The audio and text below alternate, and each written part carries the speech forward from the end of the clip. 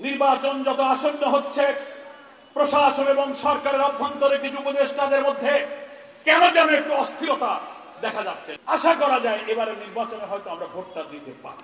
অবিচার, অনাচার, চাঁদাবাজি, মাস্তানি, খুন যারা করবে তাদের হাতে আমরা রাষ্ট্র ক্ষমতার দায়িত্ব দিতে চাই না।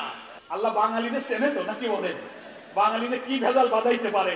হুজুরদের মসজিদে ঢুকাবে আর রাষ্ট্রে ওরা যাবে, এ আল্লাহর জানা আছে না? এ প্রশ্ন করে আল্লাহ বলছেন, আফাতুমিনুনা বিবাদিল কিতাব ওয়া তাকফুরুনা বিবাদ। আমার কিতাবওয়ালাদেরকে মসজিদে দেওয়া আর বাকি টুকরা বাইরে রাষ্ট্রে লুটি পুটে খাওয়া, তাই কি করবা না? এরপরে আয়াতে বলছেন, যারা এটা করবা দুনিয়াতে লাঞ্ছনা, অপমান, কিয়ামতের দিন কঠিন আযাব তোমাদেরকে গ্রাস করবে। তাহলে আমরা বুঝলাম আল্লাহর আইনকে পার্লামেন্টে নেওয়া লাগবে, নাকি বলেন? আল্লাহর আইনকে পার্লামেন্টে নেওয়া লাগবে। কিভাবে নেবেন?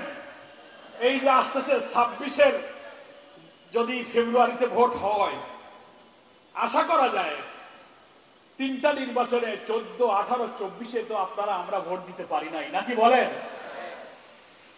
সব জেলে জেলে ঢুকায় রাখছে, ক্যান্ডিডেট নাই। কেউ যদি একটু জোর করে যাইতে যায়, বলে বাড়ি চলে যাও, সব ভোট হয়ে গেছে, রাতেই বাক্স ভর্তি। আমরা সব জেলে, 14 সালের জেলে, 24 সালের জেলে, 18 সালে কিছুদিন বেরোলাম, যেই ভোট করতে গেলাম সব ধরে অ্যারেস্ট করে নিজের বাড়ি ঘরে থাকা যাবে না। এবার আশা করা যায় অন্তর্বর্তীকালীন সরকার যেহেতু কোনো দলের সরকার নয়, তারা জাতির কাছে যে প্রতিশ্রুতি দিয়েছে তা যদি প্রতিশ্রুতি ঠিক রাখে, আশা করা যায় এবারে নির্বাচনে হয়তো আমরা ভোটটা দিতে পারি, ইনশাআল্লাহ বলেন। তাহলে জনগণ যদি সিদ্ধান্ত নেয় যে না, আমরা আল্লাহর বিধান যারা পার্লামেন্টে নেবে তাদেরকে ভোট দেব। 300 আসনের পার্লামেন্টে বাংলাদেশের আইন হচ্ছে অর্ধেকের বেশি সিট যারা পাবে তারা সংসদে গিয়ে আইন তৈরি করতে পারবে অথবা বিদ্যমান কোন আইন পরিবর্তন করতে পারবে। এটা হতে গেলে অধিকাংশের বেশি সিট পাওয়া লাগবে, সরকার গঠন করতে পারবে তারা, নাকি বলেন? তাহলে 300 আসনের বেশি জায়গায় আলেম ওলামা, দিনদার, আল্লাহওয়ালা, আল্লাহকে যারা ভয় করে, ঈমান যাদের আছে, মিথ্যা বলবে না, চুরি করবে না, একটা টাকা হারাম খাবে না, অন্যায় করার সময় বুকটা কেঁপে উঠবে, আল্লাহকে ভয় করবে, এই নেতৃত্ব যদি নির্বাচিত করতে পারি, তারা যদি রাষ্ট্র ক্ষমতার দায়িত্বে যায় আর আইন এবং বিধান যদি আল্লাহর আইন অনুযায়ী হয়, ইনশাআল্লাহ সেই দেশেই আমরা আল্লাহর রব, আমাদের যে রব, সে রবের বিধান আমরা জারি করতে পারব। কি বুঝলেন ভাই? অনলি যেটাই চাই।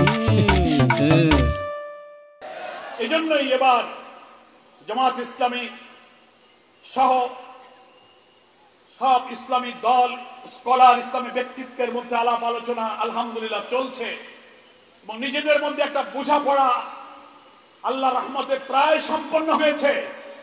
নির্বাচনের তফসিল ঘোষণার আগে আগে আমরা আশা করি ইসলামী দল এবং দেশপ্রেমিক রাজনৈতিক শক্তির মধ্যে একটা ঐক্যের পরিবেশ তৈরি হয়েছে আলহামদুলিল্লাহ, এবং আমাদের মধ্যে একটা আন্ডারস্ট্যান্ডিং, এটা বোঝাপড়া হয়েছে যে আমরা এবার বাতিলের হাতে, ইসলাম বিরোধী শক্তির হাতে, অবিচার, অনাচার, চাঁদাবাজি, মাস্তানি, খুন যারা করবে তাদের হাতে আমরা রাষ্ট্র ক্ষমতার দায়িত্ব দিতে চাই না। যারা যে আসনে সৎ লোক, দিনদার থাকবে, আমরা সেখানে আমরা ভোট দেব। আগামী নির্বাচনে দাঁড়িপাল্লা মার্কায় ভোট দিয়ে আমরা যদি আবুল কালাম আজাদকে পার্লামেন্টে পাঠাতে পারি, কয়রা পাইকগাছাবাসীর কিসের 100 বেড, কিসের রাস্তাঘাট, কিসের বাঁধ আর বন্যা আর পানি আর ওয়াবদা, 1-2-তে হয়ে যাবে সব। দেরি হবে না, দেরি হবে না, দেরি হবে না। আপনারা আগে আবুল কালাম আজাদকে পার্লামেন্টে পাঠান, কি করা লাগবে ওটা আমরা দেখবো ইনশাআল্লাহ। পাঠাবেন কিনা বলেন? আপনারা কথা দিলে আমরাও কথা দিলাম ইনশাআল্লাহ। দেবেন তো? একদম ঢুকে যাবেন বুথের মধ্যে, ঘরে ঘরে, ভোট কেন্দ্রে বাড়ি বাড়ি যাবেন, বলবেন যে এবার ইনশাআল্লাহ দাঁড়িপাল্লা। বুথের মধ্যে যাই দেখবেন দাঁড়িপাল্লা কোথায় আছে, দাঁড়িপাল্লা দেখে বলবেন বিসমিল্লাহ দাঁড়িপাল্লা। সিলটা মারা হয়ে গেলে বলবেন আলহামদুলিল্লাহ দাঁড়িপাল্লা।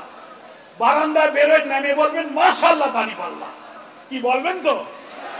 এই যদি 300 আসনে বাংলাদেশে হয়, কোরআনের আইনের জন্য একটা নীরব বিপ্লব সাধিত হয়ে যাবে।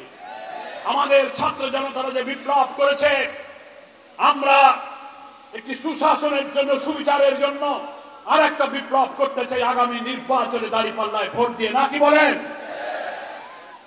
আমরা তাই আগামী নির্বাচনকে নিরপেক্ষ হওয়ার জন্য সরকারের কাছে দাবি করেছি। আমরা এই সরকারের উপরে আস্থা রাখতে চাই, বিশ্বাস রাখতে চাই। এই সরকার কোন রাজনৈতিক দলের নয়। এই সরকারকে সহযোগিতা করতে আমরা ওয়াদা করেছিলাম। তিনিও বলেছিলেন, আমি দেশ শাসন করতে আসিনি, এদেশে নিরপেক্ষ নির্বাচন হয় না, আমি একটা নিরপেক্ষ সুন্দর গ্রহণযোগ্য নির্বাচন দিয়ে আমি চলে যাব। ডক্টর ইউনূস সাহেবকে আমরা ধন্যবাদ জানিয়েছি। তিনি ছাত্র জনতার 18 কোটি মানুষের এই গণ আকাঙ্ক্ষার প্রতীক হিসেবে ডক্টর ইউনূস সাহেব ক্ষমতায় বসেছেন। কিন্তু আমরা মাঝে মাঝে দেখতে পাচ্ছি, নির্বাচন যত আসন্ন হচ্ছে, প্রশাসন এবং সরকারের অভ্যন্তরে কিছু উপদেষ্টাদের মধ্যে কেন যেন একটু অস্থিরতা দেখা যাচ্ছে, নাকি বলেন?